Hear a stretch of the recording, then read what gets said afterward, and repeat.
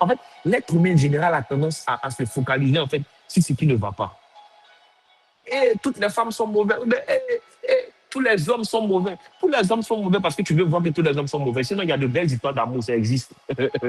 Ça dépend, ton attention est où. Ça dépend, ton attention est où. Qu'est-ce que tu vois? Qu'est-ce que tu vois? Les hommes sont comme si, oui, d'accord, c'est vrai, ça existe. Mais aussi, il y a des hommes bien. Pourquoi ton attention ne va pas sur le bien et puis ça va sur le mal? Mais vous ne vous en rendez même pas compte. Il y a plus de bonnes choses en fait que de mauvaises choses. Mais l'être humain est concentré sur les mauvaises choses. Il y a plus d'histoires d'amour qui ont réussi que des histoires d'amour qui ont échoué. Croyez-moi.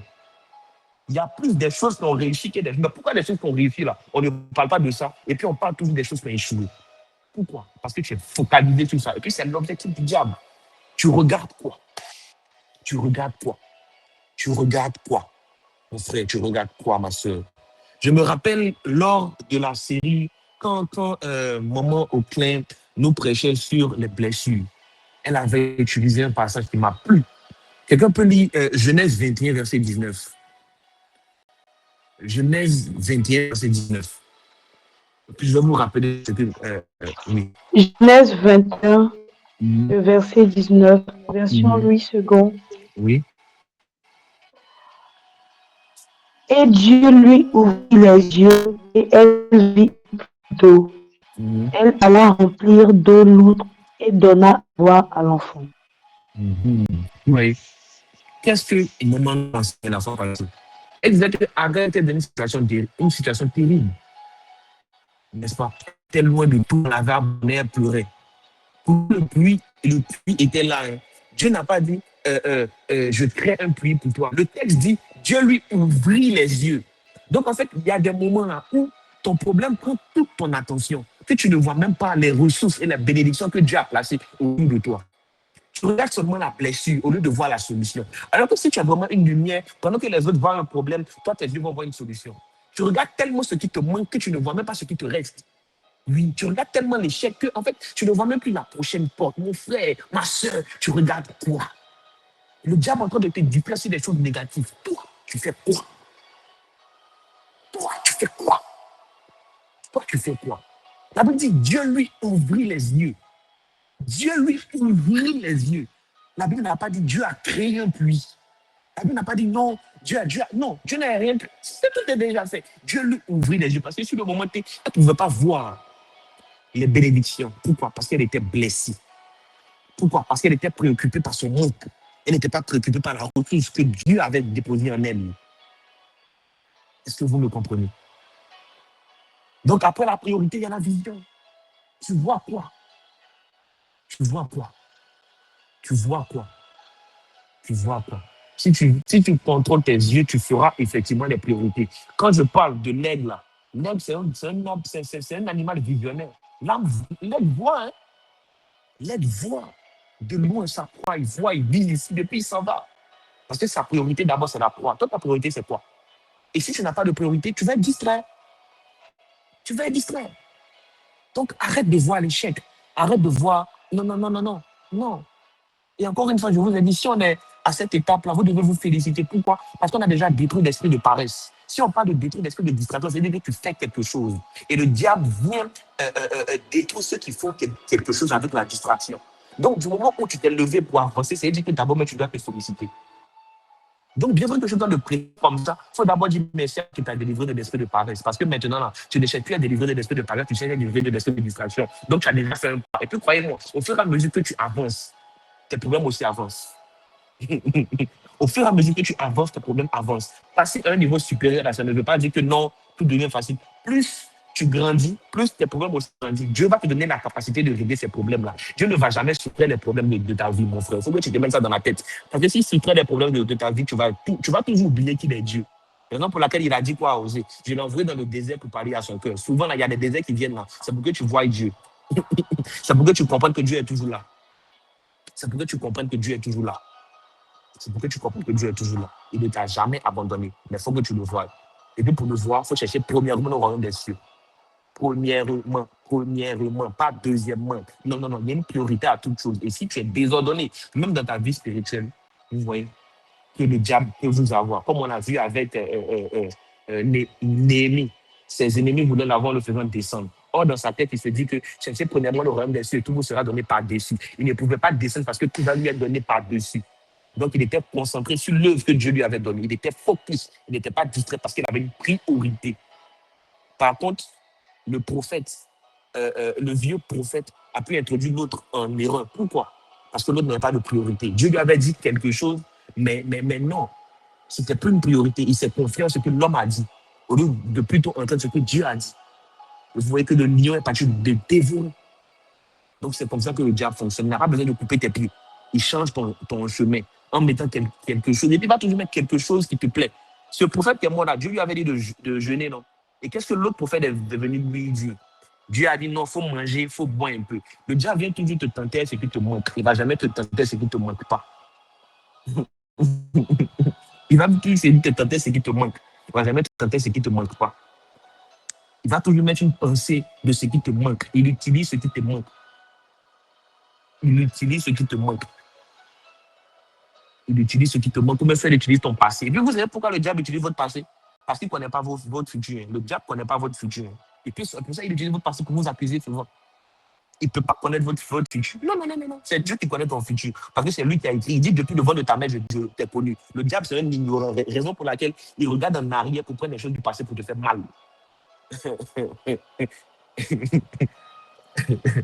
Est-ce qu'on te comprend un peu? Donc, il faut qu'on soit focus. Il faut qu'on soit concentré. Il faut qu'on soit concentré. Il faut qu'on soit concentré. Est-ce que quelqu'un peut me lire Luc 10, verset 40 à 42, s'il vous plaît? Luc 10, verset 40 à 42.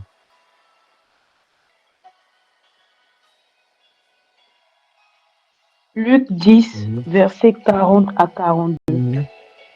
Marthe, occupée à divers soins domestiques, survint et dit, Seigneur, cela ne te fait-il rien que ma sœur me laisse seule pour te servir? Dis-lui donc de m'aider. Le Seigneur lui répondit, Marthe, Marthe, tu t'inquiètes et tu t'agites pour beaucoup de choses.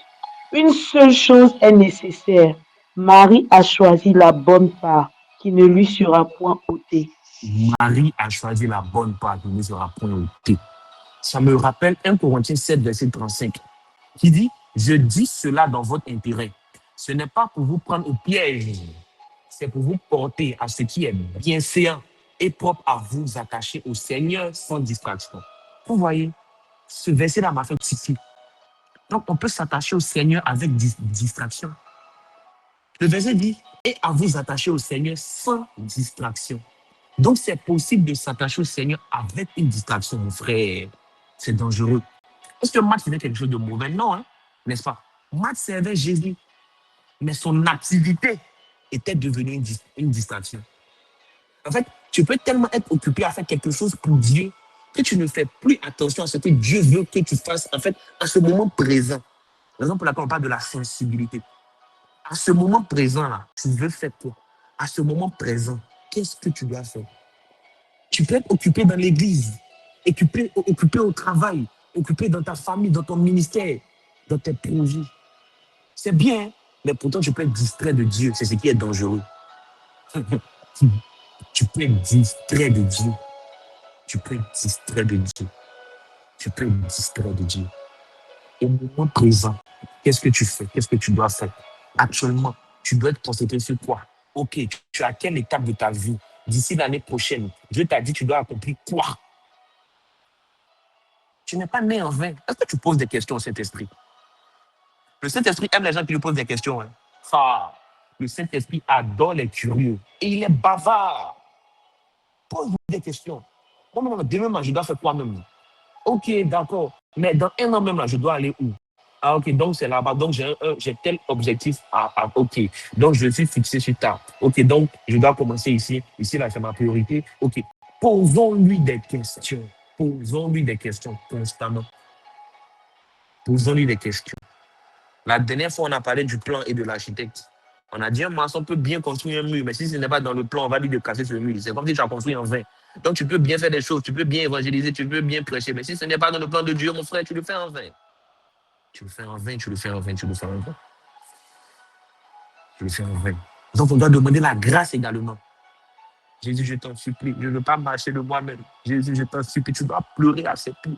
Guide-moi, aide-moi, guide-moi, aide-moi, guide-moi, aide-moi. Jésus-Christ de Nazareth, je ne veux pas arriver au paradis et tu vas dire, je ne vous ai point connu. Jésus-Christ de Nazareth, moi, je déclare que tu me connais, mais pour ça, aide-moi, aide-moi à marcher dans ton intégrité, aide-moi à marcher dans tes plans pour moi, permets que je sois sensible à ton Esprit Saint, permets que je ne vive pas pour moi, mais que je puisse vivre toi et par toi, Seigneur Jésus-Christ de Nazareth. Je déclare que je suis mort à moi-même et ton Esprit Saint, Père éternel, prends ma vie de jour en jour. C'est ce genre de prière-là que Dieu aime. Les prières de mort en soi. Parce que crois-moi, si tu es mort en toi, tu n'auras pas vraiment un problème à avoir des priorités. Parce que là, ce n'est plus toi, mais tu vas chercher à détruire l'esprit de distraction ou de paresse. C'est l'esprit qui est en toi qui va détruire l'esprit de distraction ou de paresse. Et puis l'esprit qui est en toi est plus fort que celui qui est dans le monde. Et vous voyez que Jésus protégeait ses priorités. Jésus, il protégeait ses priorités. Marc 1, verset 35 dit quoi?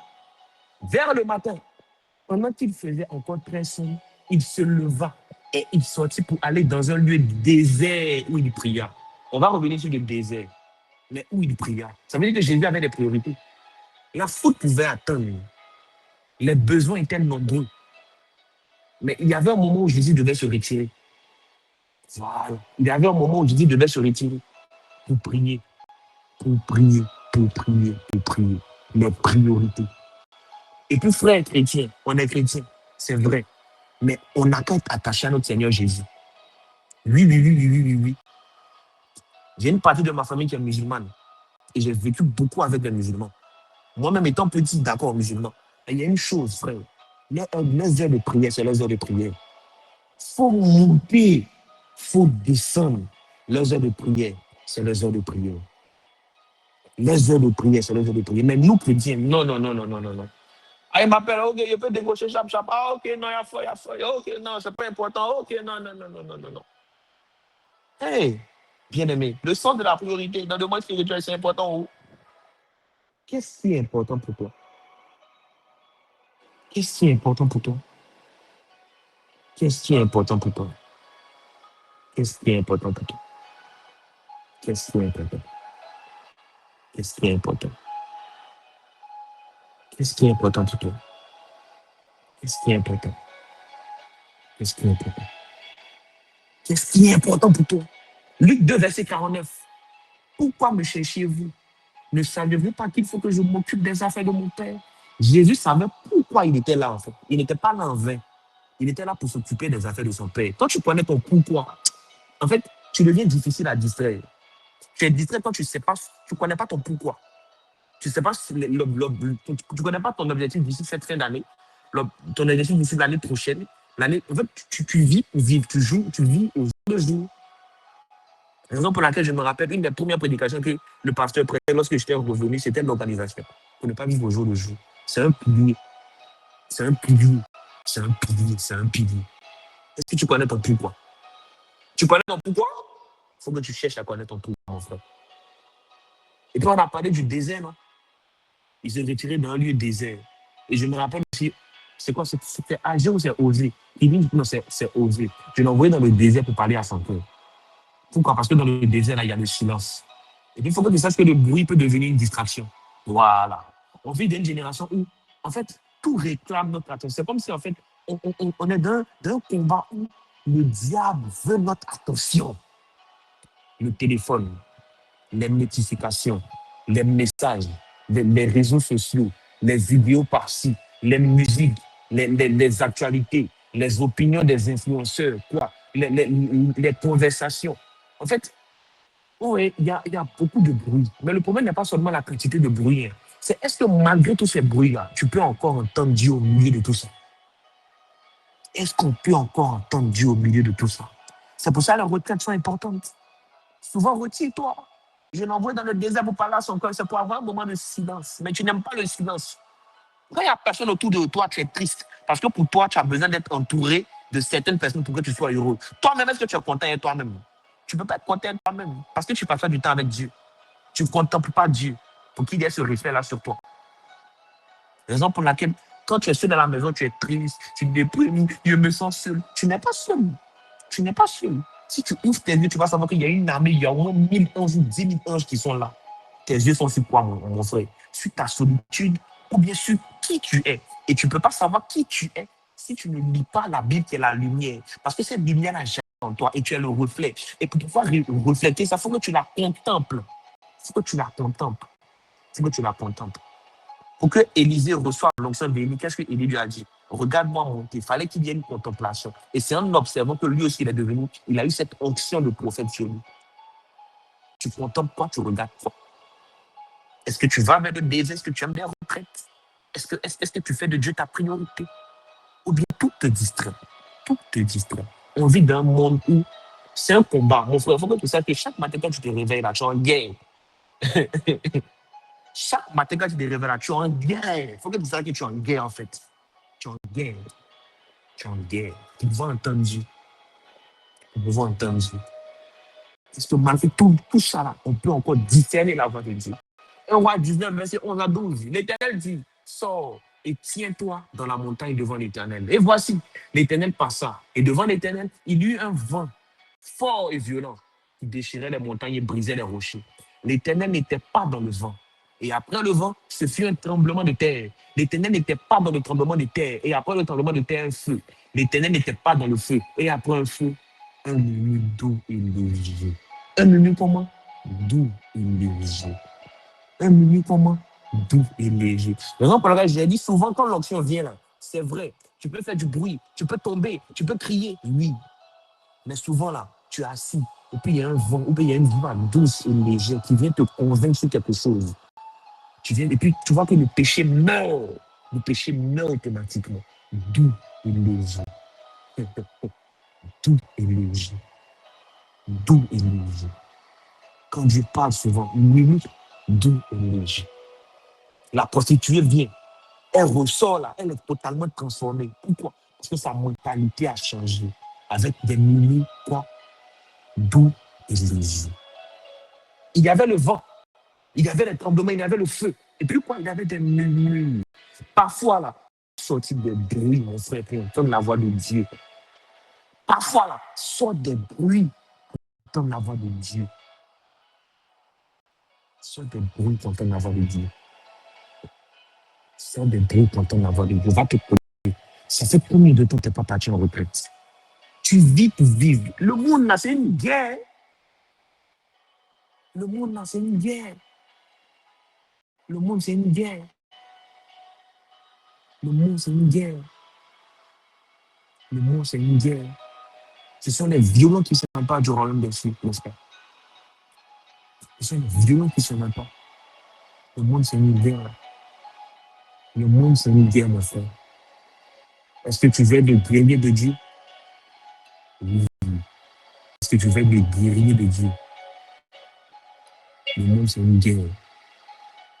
Le monde, c'est une guerre, mon frère. Le monde, c'est une guerre. Il faut qu'on parte en guerre. Il faut qu'on parte en guerre.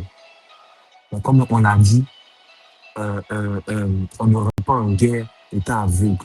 Non, non, non, non, non, non. On ne rentre pas en guerre étant aveugle. On ne rentre pas en guerre étant aveugle. On ne rentre pas en guerre étant aveugle, mon frère. Voilà. Et puis, il faut que vous sachiez que la distraction attaque en fait ton affection. Ce qui attire ton attention peut finir par voler en fait ce qui devait plutôt recevoir ton affection. Matthieu 6, verset 21. Car là où est ton trésor, là aussi sera ton cœur. Qu'est-ce qui occupe ton esprit toute la journée, mon frère? Tu recherches quoi quotidiennement? Tu recherches quoi quotidiennement? Est-ce que tu prends le pain de Dieu quotidiennement? Donne-nous notre pain quotidien. Est-ce que tu manges la parole quotidiennement? Tu fais quoi quotidiennement? Qu'est-ce que tu regardes dès que tu prends ton téléphone? Qu'est-ce qui te montre le plus en privé? Est-ce que c'est la présence de Dieu que tu désires vraiment?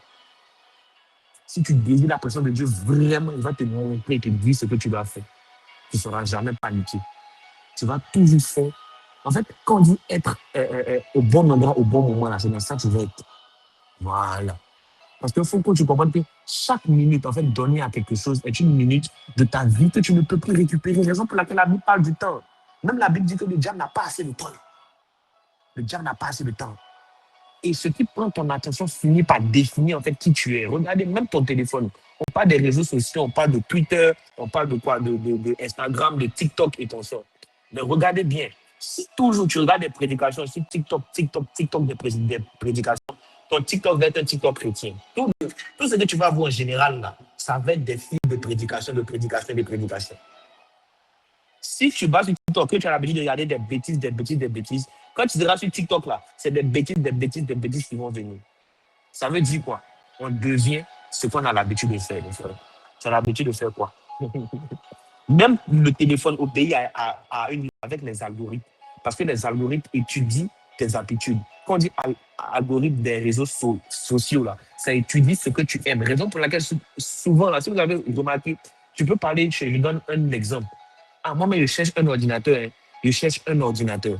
Tu parles de ça une fois, deux fois. Après, dès que tu te connectes net, tu vois, vente d'ordinateur. Vente d'ordinateur. Pourquoi? Parce que l'algorithme étudie tes habitudes et étudie ton manque pour te proposer quelque chose. Et c'est comme ça aussi que souvent le diable fonctionne. Il étudie ton manque. Voilà. Il étudie ton manque. Il étudie ton manque. Jésus était tenté avec la parole, pas parce qu'il manquait de parole, parce qu'il aimait la parole. Donc il était tenté avec, il est écrit, n'est-ce pas? C'est comme ça, le diable, c'est ce que le diable aussi fait. Tu es tenté par quoi? Quand tu prends les ressources, tu fais quoi avec? Tu as tout le temps ton téléphone pour regarder statuts des gens, statuts des gens, ou pour faire des recherches, ou pour évangéliser, ou pour grandir dans la foi, ou pour grandir dans la foi, ou pour grandir dans la foi. Donc, en vrai de vrai, la première clé pour détruire l'esprit de distraction, c'est quoi? C'est prioriser. Et puis, quand tu as une priorité, tu construis ce que Dieu t'a demandé de construire. Néhémie 6, verset 3 dit quoi? Je leur envoyais des messagers avec des réponses. J'accomplis un grand ouvrage et si je ne puis descendre. Et je ne puis descendre. Pourquoi le travail cesserait-il pendant que je quitterai pour aller vers où? En fait, tu dois te demander, en fait, quel est mon grand ouvrage aujourd'hui? Qu'est-ce que je dois faire aujourd'hui? C'est ma foi? C'est mon caractère? C'est mon mariage? C'est mon ministère? C'est mon entreprise? C'est quoi? C'est mes études? C'est ma famille? C'est ma relation avec Dieu? En fait, tu ne peux pas protéger ta concentration si tu n'as pas une idée d'où tu vas. Tu ne peux pas protéger ta concentration si tu n'as pas une idée de savoir où tu vas. Joseph savait où il allait, raison pour laquelle il a pu dire non. Pareil pour Néhémie. La capacité d'être ferme, là, c'est une capacité de savoir où tu vas. Hein. Les gens qui sont fermes dans leur foi, c'est des gens qui savent où ils sont. Ils ont déjà vu quelque chose. Ils savent. En fait, Néhémie dit, je ne puis descendre. Pourquoi? Il est en train de faire quelque chose, il est occupé. C'est pareil aussi. Joseph, il a dit non à la femme de Potiphar. Pourquoi? Parce qu'il était concentré sur son objectif. Il sait ce qu'il a vu. Il sait où il s'en va. Néhémie savait ce qu'il faisait. Toi, est-ce que tu sais ce que tu fais? Tu sais où tu t'en vas, mon frère. Comment tu veux dire non? Tu ne peux pas être ferme comme ça. Parce que tu ne sais pas. Et tu ne sais pas. Parce que tu n'as pas fait de Dieu ta priorité. Tu n'as pas fait de Dieu ta priorité, c'est qui fait qu'en fait, il y a des informations que tu n'as pas. Parce que crois-moi, le monde spirituel, même le monde en général, est une guerre d'informations. Il y a des choses que tu dois savoir. Même quand on dit Russie et puis États-Unis sont de grands ennemis là. Avant de voir la guerre des armes, les gens, oui, c'est vrai, les armes, c'est vrai, c'est passionnant. Mais la vraie guerre, là, c'est la guerre des informations. Raison pour laquelle il y a ce qu'on appelle des espions. Il y a des espions. Au niveau des États-Unis, tu vas voir la CIA. Au niveau de la Russie, tu vas voir le KGB. Parce que c'est une guerre d'informations. Il y a des espions. Rappelez-vous, quand même, Dieu avait promis Jéricho au peuple d'Israël. Qu'est-ce que Josué a fait? Il a envoyé 2 espions. C'est quelque chose, ça vient depuis longtemps. Les informations sont nécessaires, mon frère.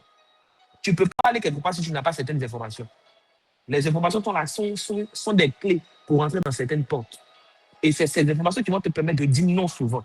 Tu vas voir une porte s'ouvrir. Tu dis non, là, je ne rentre pas. Ça ne vient pas de Dieu. Sans information, tu ne peux pas discerner. Néhémie a dit, je ne puis descendre. Il n'a pas dit, je vais réfléchir. Non, peut-être demain. Ou non, je vais voir. Il a dit non. C'est être ferme. Quand la Bible parle de demeurer ferme, c'est savoir dire non. Et savoir dire non, là, c'est un rapport avec le caractère que tu forges. Mais le caractère que tu forges dépend de ce que tu vois. Dépend de ce que tu vois. Et ce que tu vois, une information qui t'est donnée. Voilà. Une personne qui ne sait pas dire non devient disponible pour toutes les distractions. Et tous les courants, en fait, de toutes les nouvelles doctrines sont à sa portée. Toutes les nouvelles doctrines sont à sa portée.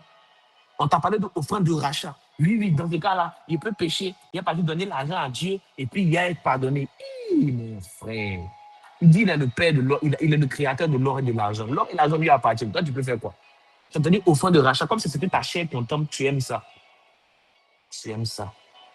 Il entend souvent, bon, bref, il y a beaucoup de courants, il y a beaucoup de vents, il y a beaucoup de doctrines qui naissent.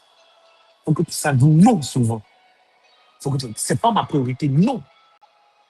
La fois passée, j'ai vu un témoin du pasteur Jacques Amesson qui disait qu'il voulait une montre.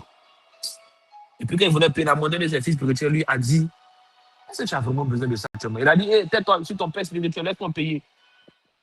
Il a fini de payer, mais à l'intérieur, il a senti comme si il ne devait pas le faire. Mais bref, il a payé comme ça. Après, cette montre-là s'est gâtée. 2 mois ou 3 mois après, quelqu'un lui a offert la montre même qu'il voulait. Pourquoi? Parce qu'au moment présent, il s'est penché vers son manque de montre qu'il avait. Il s'est penché vers ses désirs. Et puis, paf, il n'a pas su dire non à la tentation. Quand on parle de tentation, c'est souvent aussi des achats impulsifs. Dieu t'a donné de l'argent pour faire Pierre. On vient devant toi, tu te rends pas ça pour faire Paul. Souvent, il faut dire non. Il faut prioriser. C'est pas être méchant, c'est être ferme. Souvent, il faut dire non. Tu as donné de l'argent pour un business. Ah non, c'est vrai, c'est l'argent pour un business. Hein. Mais là, comme il lui avait promis ça là depuis longtemps, là, bon, tiens, l'argent que Dieu t'a donné, là, c'est pour faire quoi? Quelle est la priorité de cet argent-là? Quelle est la priorité de cet argent-là? Il t'a dit, d'accord, enlève ci, enlève ça aussi. Enlève ci, enlève ça. Tu as fini d'enlever et tout, il n'y a pas de problème. Après, il y a un truc qui vient. Tu veux. Non, tu dis non. Est-ce que c'est la priorité actuellement? Je ferai plus tard. Est-ce que c'est la priorité? Tu ne peux pas tout acheter en même temps. Tu ne peux pas tout avoir en même temps. Même dans la prière, tu ne peux pas tout prier. Raison pour laquelle souvent on prie en langue. Parce que c'est l'Esprit Saint qui sait tout. Qu'est-ce que tu feras? Est-ce que tu feras des choses plus tard? Est-ce que tu dois dire oui? Je dois terminer ce que Dieu m'a confié d'abord. Parce qu'il a cherché premièrement le royaume des cieux. Et on a parlé aussi de quoi? De la vision en 3. La vision. Job 31, verset 1. Protège tes yeux, mon frère. Protège tes yeux. Job 31, verset 1 dit quoi? J'avais fait un pacte avec mes yeux et je n'aurais pas arrêté mes regards sur une vierge. Job avait compris que, en fait, la maîtrise commence par le regard. Tu ne peux pas demander à ton cœur de rester pur tout en donnant constamment, en fait, à tes yeux des choses qui nourrissent l'impureté. Non. Mon cœur, soit pur, mais tu regardes quoi, mon frère? Tu contemples quoi? Question. Ce que tu regardes régulièrement finit par occuper ton imagination. Tout comme ce que tu demandes régulièrement à tes réseaux sociaux finissent par occuper les pages de tes actualités. C'est pareil. C'est pareil. Tu dois protéger ton temps avec Dieu, mon frère.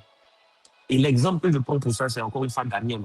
Daniel, je vais toujours le prendre. Quand on parle de protéger ton temps avec Dieu, d'intimité, d'organisation dans la prière, je vais toujours prendre Daniel. Daniel 6, verset 10 dit quoi? Lorsque Daniel sut que le décret était écrit, il se retira dans sa maison où les fenêtres de la chambre supérieure étaient ouvertes à de Jérusalem. Et 3 fois par jour, il se mettait à genoux, il priait et il louait son Dieu, comme il le faisait auparavant. Le Saint-Esprit nous avons avec Daniel. Pourquoi? Parce que Daniel est un exemple de prière. Daniel est un exemple de prière qui me façonne. La Bible dit comme il le faisait auparavant. Daniel avait une habitude. Et j'ai dit que l'habitude finit par déterminer qui tu es. Si tu prends ton portable toujours pour parler de Jésus, tu vas voir que tout ton fil d'actualité, souvent tu vas voir Jésus. C'est pareil aussi. Donc Daniel avait une habitude. Il avait un rendez-vous avec son Seigneur et Sauveur. Donc même quand le décret est arrivé, Daniel a su dire non. Il n'a pas déplacé Dieu dans son agenda. Il a su dire non. Il ne s'est pas agenouillé devant la statue. Il savait dire non. Parce qu'il avait un emploi du temps avec son Dieu. David également, avec cette soif. Oui, Psaume 61. Oh Dieu, tu es mon Dieu, je te cherche. Mon âme a soif de toi. Mon corps supplie après toi dans une terre aride, desséchée sans eau. Tu vois. Donc, c'est pas seulement est-ce que tu as du temps pour Dieu, mais est-ce que Dieu a-t-il une place prioritaire dans ton temps? Temps pour Dieu, là, nous tous chrétiens, on sait qu'on a ça. Il n'y a pas de musique. Mais est-ce que tu lui donnes le temps prioritaire? Voilà. Tu vois quoi en premier, mon frère? Si tu ne vois pas, tu vas être distrait. Si tu ne vois pas, tu vas être distrait. Si tu ne vois pas, ah, mon frère, tu vas être distrait. Tu vas être distrait. Et en 5, on va terminer par là. C'est une écriture. Ça, c'est quelque chose que j'aime énormément. C'est un des plus grands secrets de l'histoire. On a une Bible à cause de quoi? Des écrits des autres. L'écriture, les feuilles, ça fait des merveilles et des miracles. Ça fait des merveilles et des miracles. Habakkuk 2, verset 2 à 3 dit quoi? L'Éternel m'adressa la parole et il dit, écris la prophétie, grave-la sur le table, afin qu'on la lise comment? Couramment. Car c'est une prophétie dont le temps est déjà fixé. Elle marche vers son thème. Elle ne mentira pas. Si elle tarde, attends-la. Quand elle s'accomplira certainement. Pourquoi Dieu a dit écrit? En fait, parce que ce que tu oublies, en fait, peut cesser de diriger ta vie. Ce que tu oublies peut cesser de diriger ta vie. Écris ce que Dieu t'a confié. Écris tes objectifs. Écris tes priorités. Relis-les. Prie dessus. Travaille dessus. Évolue sur ta progression. Évolue sur ta progression. Parce que ce que tu regardes finit toujours, en fait, par orienter tes actions. La dernière fois, j'ai envoyé mon cahier au frère Marcel. Il me disait, Seigneur Jésus, aide-moi à revenir à toi avec un cœur pur et parfait afin de marcher dans ma destinée. Chaque jour, tu écris, tu écris, tu écris, tu écris, tu écris, tu écris. L'écriture est un des plus grands mystères pour avoir certaines choses, croyez-moi. L'écriture, c'est un des plus grands mystères pour avoir certaines choses. Et croyez-moi, c'est quelque chose que j'utilise moi-même. Quand je veux vraiment, quand j'essaie d'être mon cœur d'avoir vraiment quelque chose, il y a pour mon beat parfait, il y a écrit juste, ça finit par se manifester. Ça finit par se manifester. Ça finit par se manifester. Raison pour laquelle Jésus, il commentait avec, il est écrit, il est écrit, il est écrit. Parce que tes écritures ont un poids dans le monde spirituel. On peut prier avec la bouche, la parole est très importante. Mais souvent, il faut prier avec ton bic, mon frère. Prends un cahier, prends ton stylo, prie avec ton bic, tu ne vas pas croire. Même Dieu a un livre de vie, il écrit ton nom dedans, n'est-ce pas? L'écriture a un poids spirituel dont vous n'avez pas idée. Vous n'avez pas idée. Vous n'avez pas idée. Vous n'avez pas idée. Écris la prophétie. Mon frère, écris ta prière, écris tes visions, écris ton objectif. Si tu n'écris pas, c'est normal que tu fasses distrait. Tu n'écris pas, c'est normal que tu sois distrait. L'écriture, mon frère. Il y a combien de cahiers autour de toi? Il y a combien de cahiers autour de toi? Oui, c'est vrai. Tu peux écrire les choses dans ton portable, c'est vrai. Mais il y a une différence entre papier, bic et puis écrire dans le téléphone. C'est pas la même chose, mon frère. Ma soeur, c'est pas la même chose. C'est pas la même chose. C'est pas la même chose. C'est pas la même chose. C'est pas la même chose. C'est pas la même chose. C'est pas la même chose. Mimi a dit, je ne puis descendre. Ils ont essayé de le distraire. Mais il dit quoi? J'accomplis un grand ouvrage et je ne puis descendre. Mon frère, Dieu avait confié quelque chose à Néhémie, il était focus. Toi, Dieu t'a confié quoi? Est-ce que tu as l'information même? Et puis pourquoi tu as abandonné ce que Dieu t'avait confié? Pourquoi? Si tu t'es distrait. Donc certaines choses ne sont pas mauvaises à vue d'œil, mais elles ont reçu une place qui ne devait pas être. En fait, elles ont reçu trop d'attention où ton attention ne devait pas aller. Donc ton téléphone n'est peut-être pas le problème. Ton problème, c'est peut-être en fait que tu donnes une attention qui devait appartenir à Dieu. C'est ça en fait. Ton ministère n'est peut-être pas le problème. Ton problème, c'est que peut-être tu es tellement occupé à travailler pour Dieu que tu ne prends même plus le temps d'être avec Dieu. Il y avait le pasteur Jacques Amessé qui a rendu un témoignage. Il disait, Un moment, on hésitait beaucoup. On hésitait beaucoup pour prêcher dans les pays. Et puis, un jour, le pasteur Yannick Djati lui a dit, toi, tu es devenu Magellan maintenant, tu voyages beaucoup. D'accord. Tu n'as plus le temps pour ta propre église, pour ton propre troupeau. Hein. Tu n'as aussi plus le temps pour méditer avec Dieu. D'accord. Vous comprenez un peu. J'ai vu aussi un autre film chrétien où le gars, c'est un prédicateur sérieux. Hein. C'est un prédicateur sérieux. Il prêchait. Et puis, à un moment aussi, il a commencé à être invité de gauche à droite, de gauche à droite. Il n'avait même plus du temps pour Dieu. Pourtant, il faisait le ministère pour Dieu, mais il n'avait plus le temps d'être avec Dieu. Et c'est dangereux. Tu peux faire quelque chose pour Dieu sans être avec lui. On a pris l'exemple de Marthe. Et pour être avec Dieu, il faut le prioriser. C'est vrai, je dois aller prêcher dans tel pays. Mais moi-même là, est-ce que j'ai respecté mes heures de prière avec Dieu? Sinon, si je n'ai pas fait, je rentre dans la chambre, je m'avais prié d'avoir avant de sortir.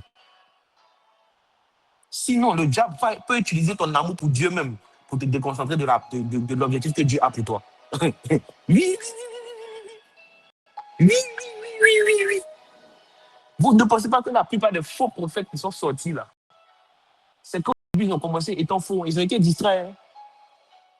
Et la distraction est rentrée dans leur amour pour Dieu même souvent. La plupart du temps, les faux prophètes que vous voyez, on dit, oh, lui là, tout.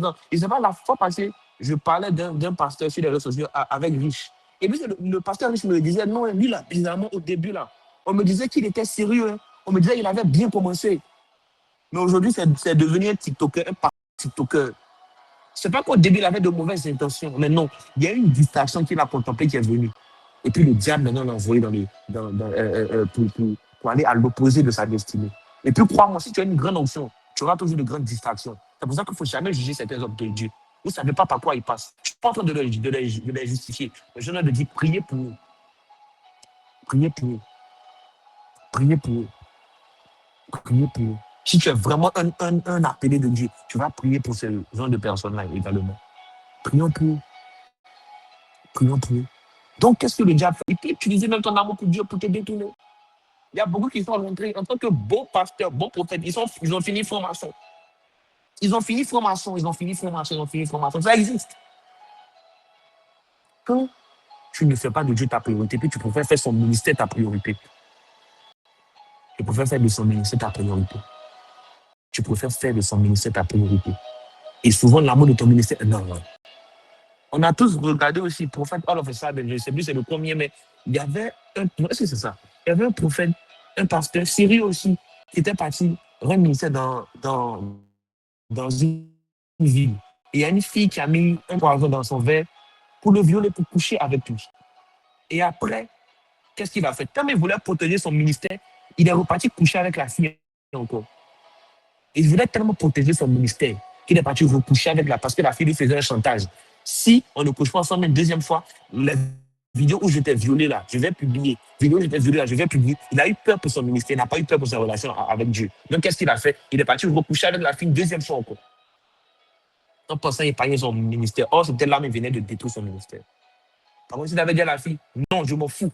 Je ne couche pas avec toi une deuxième fois. La première fois, c'est pas grave. Dieu sait que j'ai été violé par toi. Je ne ferai pas. Mais quoi? Qu'est-ce que les gens vont dire? Elle me menace. Les gens vont dire quoi? Le regard des autres. Le regard des autres. Le regard des autres. Et à cause du regard des autres, il a fini par faire ce qu'il ne devait pas faire. Les gens vont dire quoi? Les gens n'ont qu'à dire que je suis toujours loin. Le regard des autres a fait ce que tu ne veux pas faire. Ce que tu ne dois pas faire. Pardon. Et pas faire ta vie. Donc, la distraction, c'est quelque chose à prendre à tous les niveaux, quel que soit ton niveau de consécration, quel que soit ton niveau d'intimité avec Dieu. Il faut toujours demander au Seigneur le privilège de le prioriser afin que tu ne sois pas distrait. Mais si tu as fait 75 jours de jeûne une fois, mon frère, il faut toujours te tenir à la brèche. Il faut toujours te tenir à la brèche. Donc, vous devez savoir que, en fait, la distraction ne demande pas toujours d'abandonner ta destinée. C'est le moment de regarder ailleurs et tourne ton attention ailleurs assez longtemps pour que tu oublies pourquoi tu avais commencé. En vrai, là, protège tes yeux, mon frère. Protège ton attention. Protège ton temps. Ton timing, ton temps ne t'appartient pas. Protège tes priorités. Protège ta communion avec Dieu. Protège ta communion avec Dieu. Quand la Bible dit, je mets ta parole, je sais ta parole comme mon cou, à mon cou. Si on veut là, la parole dit que oui, on est ses moutons. Oui, on est ses moutons. Il n'y a pas de problème, on est des brebis. Mais on n'est pas des brebis égarées. On est des brebis guidées dans la lumière. Parce que quoi? Ce qui possède ton attention finit par influencer ton cœur. Et ce qui influence ton cœur finit par orienter toute ta vie entière. Toute ta vie entière. Néhémie a dit quelque chose de fort. J'ai accompli un grand ouvrage et je ne puis descendre. Mon frère, quel est ton ouvrage? Ma soeur, qu'est-ce qui mérite réellement ton attention en cette saison? Dans cette saison. Dans cette saison, qu'est-ce qui mérite ton attention? Et de quoi dois-tu descendre pour pouvoir continuer à bâtir? Rien. On t'appelle de gauche à droite, rien. Tu es toujours en haut, à l'œuvre que l'Éternel t'a confiée. Amen, amen. Je vais m'arrêter là.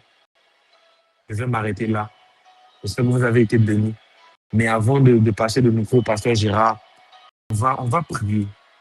On va demander au Seigneur de nous accorder le sens des priorités, le sens de la vision.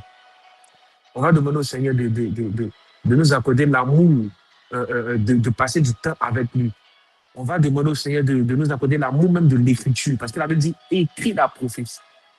On va demander au Seigneur de nous accorder le privilège, la grâce d'être concentré sur lui, pas sur ce qu'il nous donne, pas sur ce qu'il nous non, pas sur lui, sur notre communion avec lui. Prions. Éternel, mon Dieu, mon rappel, nous te rendons grâce, Seigneur Jésus. Nous prions, Père, pour nos cœurs, Seigneur Jésus, pour nos yeux, Seigneur Jésus, pour notre temps, Père éternel, et pour l'écriture, Seigneur Jésus, de la prophétie. Donne-nous le privilège, Père éternel, d'être concentré sur ton œuvre. Donne-nous d'être ferme, Père éternel, qu'on puisse dire non quand il faut dire non. Qu'on puisse dire non quand il faut dire non. Qu'on soit ferme, Père éternel. Qu'on ne se laisse pas influencer par les dires, par les biens, par les desseins. Non. Mais qu'on soit constamment, Père éternel, à l'œuvre pour accomplir ce pourquoi nous sommes nés. Donne-nous le privilège, Père éternel, d'avoir les informations sur nous-mêmes, sur notre destinée, qui est rattachée au Père éternel, à ta bénédiction, Père éternel. Nous prions, Père éternel, pour détruire toute œuvre du diable, toute manigance de l'ennemi, toute distraction que l'ennemi essaie de mettre sur notre chemin, tout faux prophète qui essaie de prêcher le faux, oh Père éternel, pour qu'on soit mangé par un lion. Nous déclarons que nous sommes trempés dans ton sang précieux au nom puissant de Jésus. Et toute œuvre du diable contre nous est nulle et sans effet. Tu nous donnes un cœur obéissant. Tu nous donnes le sens de la responsabilité pour qu'on puisse avoir les priorités dans nos différentes choses au nom puissant de Jésus. Nous déclarons que nous sommes bénis. Nous déclarons que nous sommes oints. Nous déclarons, Père éternel, que tu es le centre de notre vie. Tu es la priorité de notre vie. Tu es le Dieu par excellence, Père éternel. Et nous t'adorons en tout temps et en tout lieu. Nous déclarons que, Père éternel, nous avons nos heures de prière. Et dans nos heures de prière, Père éternel, tu es prioritaire. Nous déclarons, Père, que tout ce que nous avons t'est consacré. Nous déclarons que tout ce que nous faisons, Père éternel, nous te mettons en priorité d'abord. Nous, quand nous prêchons, c'est toi qui es en priorité. Quand nous touchons nos téléphones, c'est toi qui es en priorité. Quand nous ouvrons la bouche, Père éternel, donne-nous la sagesse, donne-nous l'humilité qu'il faut pour qu'on te place en priorité. Permets qu'on puisse mourir en nous-mêmes, pour que tu puisses vivre pleinement en nous. Permets qu'on puisse mourir à nous-mêmes, pour que tu puisses vivre pleinement en nous, ô Père éternel. Afin, Seigneur Jésus-Christ de Nazareth, de marcher, Père éternel, selon tes voies. Tu as dit dans ta parole, je vous enlèverai vos cœurs de pierre et je les remplacerai par des cœurs de chair. Donne-nous des cœurs de chair, Père, afin que cette semence, Père éternel, qu'on a reçue dans nos cœurs puisse produire des fruits. Qu'on puisse produire des fruits. Qu'on ne soit pas comme le figuier que tu as maudit, Père éternel, mais qu'on soit, Père éternel, comme un arbre qui produit des fruits pour alimenter autrui, pour nourrir autrui, pour faire grandir autrui, Père éternel. Nous voulons être, ô Père éternel, un canal de bénédiction que tu utilises, un canal, Père éternel, que tu utilises, une source d'eau où les gens viennent s'abreuver, Père éternel. Mais pour cela, nous voulons être concentrés sur toi. Pour cela, nous voulons être concentrés sur la vision que tu nous donnes. Pour cela, nous voulons être concentrés sur la prophétie que tu nous donnes. Pour cela, nous voulons te mettre en priorité. Aide-nous, Père éternel. De nos propres forces, nous ne pouvons pas. Nous sommes que des hommes. Mais nous croyons, Père éternel, que le dernier Adam qui vient en nous n'est pas un homme simple. Le dernier Adam qui vient en nous est Jésus-Christ de Nazareth. Lui qui nous a donné le pouvoir de marcher sur les serpents et sur les scorpions. Lui qui nous a donné le pouvoir de posséder tout territoire, ô Père éternel, que nos pieds fouleront. Pas par nous, mais nos propres forces, mais par toi. Alors nous déclarons que, ô Père éternel, dans nos affaires, tu as la priorité. Nous déclarons, Seigneur Jésus-Christ de Nazareth, que dans nos vie spirituelle, tu as la priorité. Nous déclarons que dans nos différents ministères, tu as la priorité. Nous déclarons, Père, que dans nos maisons, tu as la priorité. Nous déclarons, Père, que dans nos familles, tu as la priorité. Nous déclarons, Père, que dans nos mariages, tu as la priorité. Nous déclarons, Père, que dans nos relations, Père, tu as la priorité. Que tout l'honneur et toute la gloire te soit rendue jusqu'au siècle des siècles. Au nom puissant de Jésus. Amen.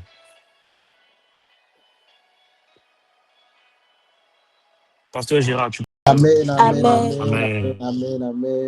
Waouh, quelle grâce, quel message. Amen. Père éternel, nous sommes vraiment reconnaissants, Papa, pour cette grâce que tu nous fais, Père, de pouvoir nous enseigner, Père, au travers de ton Fils, au travers de ton serviteur, Père.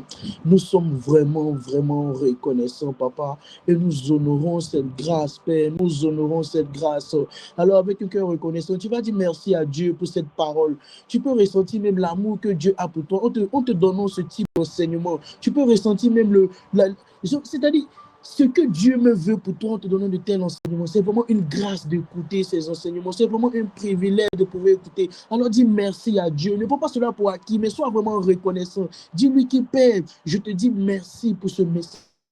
Je te dis merci pour cet enseignement, Papa. Ce n'est pas encore une prédication de plus, mais c'est une lumière, Papa, que tu viens encore de donner à ma vie où il n'y avait que des ténèbres. Père, je prie qu'au travers de cette lumière, que ta lumière puisse régner, Papa, que ta lumière puisse régner, que Père, tu puisses éclairer nos visions, que tu puisses éclairer le pourquoi, Père, que tu puisses nous donner la force, Papa, de pouvoir aller en retrait, de pouvoir aller dans le silence, pour pouvoir te chercher, pour pouvoir encore chercher tes voix. Oh Jésus, nous te disons merci. Merci pour ce message. Merci, Père, pour la vie de ton serviteur. Merci, Père, pour cette grâce. Merci, Père, pour ce privilège. Oh Jésus, nous te disons merci. Merci pour ton amour. Merci pour ton amour. Merci pour ton amour, Papa. Merci pour cette grâce. Merci pour cette grâce.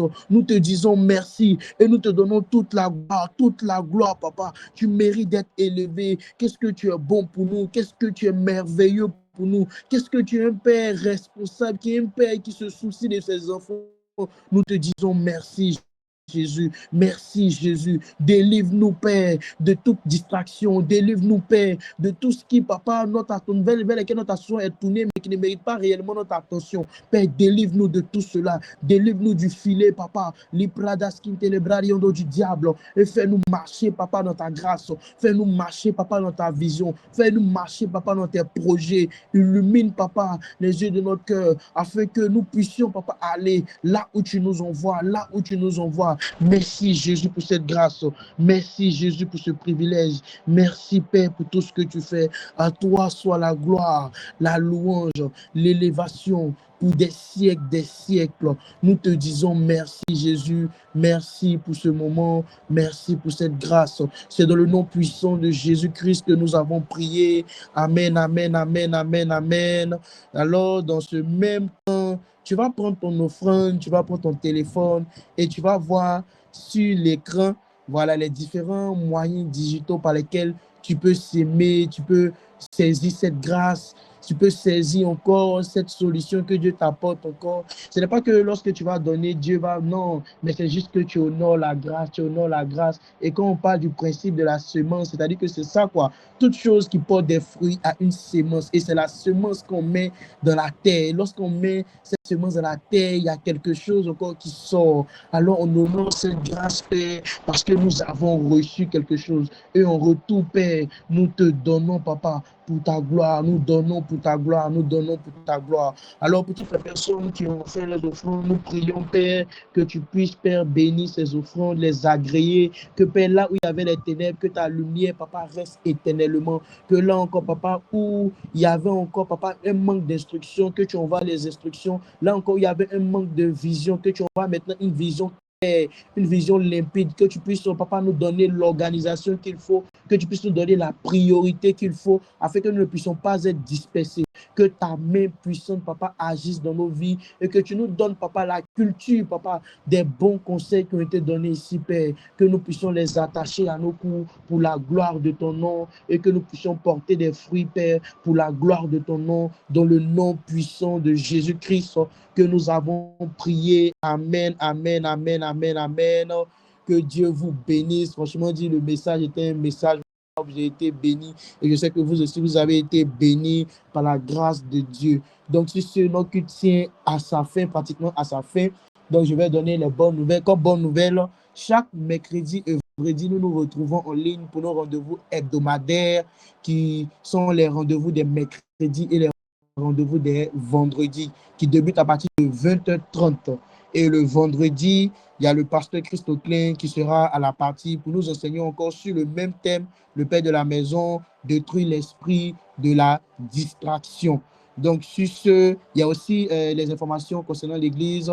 Nous préparons la conférence de l'Église Épouse du Christ qui se tiendra du 10 au 11 octobre. En dehors de ça, nous avons les cultes chaque dimanche et nos rendez-vous aussi en semaine de souscription spirituelle à 4h, à midi et à 21h. Donc, sur ce, je crois que c'est les informations que j'ai fait le tour de toutes les informations. Voilà, que Dieu vous bénisse et on va prier pour la fin.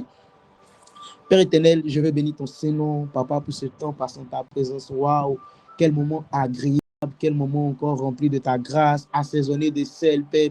Nous voulons te dire merci pour toute cette saveur, pour cette sensation que tu nous as procurée, Papa, pour cette grâce que tu nous as communiquée, Papa, pour ces paroles que tu nous as données, Papa. Nous disons oui et amen à ces paroles. Ces paroles sont esprit et vie dans nos vies, Papa, et que nous marchons, Papa, selon ces paroles. Tu nous enseignes, Papa, sur la prière. Et lorsqu'on reçoit, Père, ce genre de messages, Papa, nous devons les garder précieusement, Papa, précieusement, les attacher à notre cou, Papa, parce que tu sais que toute chose, je sais que toute chose que tu fais, Papa, est bonne en son temps, Père. Merci pour ce message. Merci pour cette grâce, Papa. Nous te disons merci, infiniment merci, Papa. Le mot même merci, Papa, ne peut pas combler encore, Papa, la contrepartie de ce message que tu nous as donné. Mais nous n'avons que ce petit mot pour te dire merci, Jésus. Merci pour la vie de l'orateur. Merci pour la vie du père de la maison. Merci, Jésus, pour la vie de toutes ces personnes qui ont pu prendre part à ce moment. Nous te disons merci, Père, pour cette grâce encore, pour les bénédictions qui ont été relâchées. Merci pour tout ce que tu fais. Nous te confions notre nuit, Papa. Viens encore nous parler, viens encore nous guider, viens encore nous instruire. Nous te prions afin que, Père, tu puisses encore nous accorder le sens de la priorité, afin que, Père, même après ce temps, Papa, nous